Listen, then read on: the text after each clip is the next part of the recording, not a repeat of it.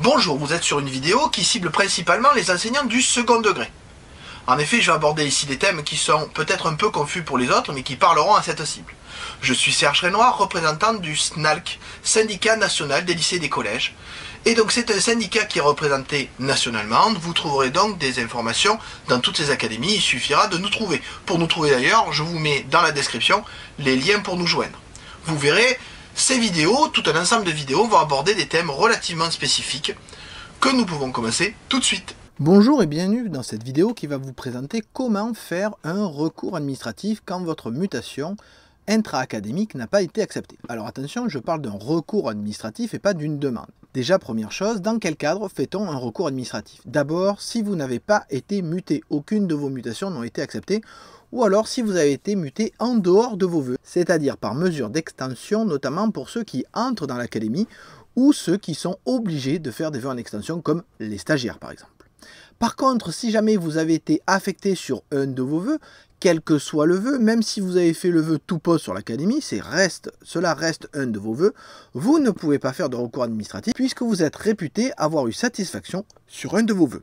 Vous pouvez faire une demande d'information, puis un recours gracieux, mais ce n'est pas le cadre de cette vidéo. Il faut savoir que depuis le bulletin officiel spécial numéro 6 du 28 octobre 2021, il est possible dans les processus de mobilité pour les personnels de former un recours administratif pour des décisions individuelles qui leur sont défavorables. C'est bien pour ça que j'ai précisé, il faut que vous n'ayez pas eu votre mutation ou que vous ayez été muté en dehors de vos vœux par extension.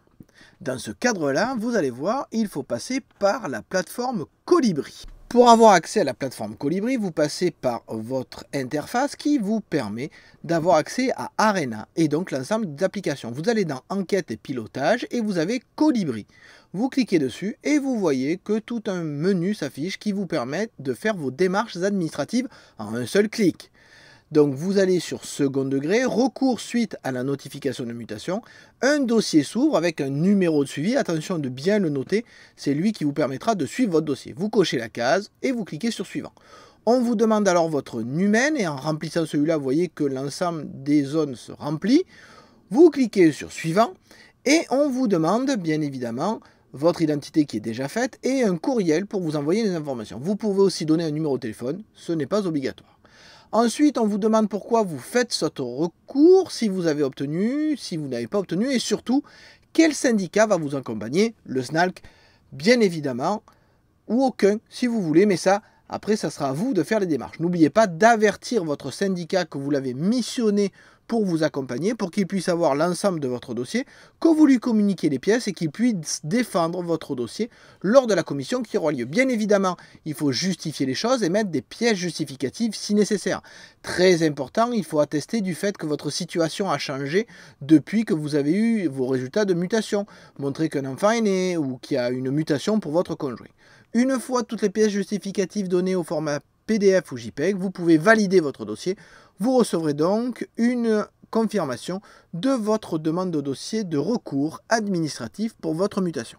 N'hésitez pas à contacter vos représentants syndicaux, ils sont là pour vous aider et vous guider tout au long de ces démarches et vous apporter des éclairages qui peuvent améliorer vos probabilités de recours. Alors attention, qu'on soit très clair, les recours dans l'académie sont très rares. Je ne sais même pas si on arrive à 1% pour la simple et bonne raison que ces recours ne sont acceptés que s'il y a eu de forts changements dans la situation personnelle des gens et si bien entendu ils peuvent attester de ces changements ou s'il y a eu une erreur. C'est rare, mais ça arrive. Donc, n'oubliez pas, pour faire un recours, il faut avoir de solides bases pour le demander et pouvoir justifier de ces bases. Au revoir et à bientôt sûrement.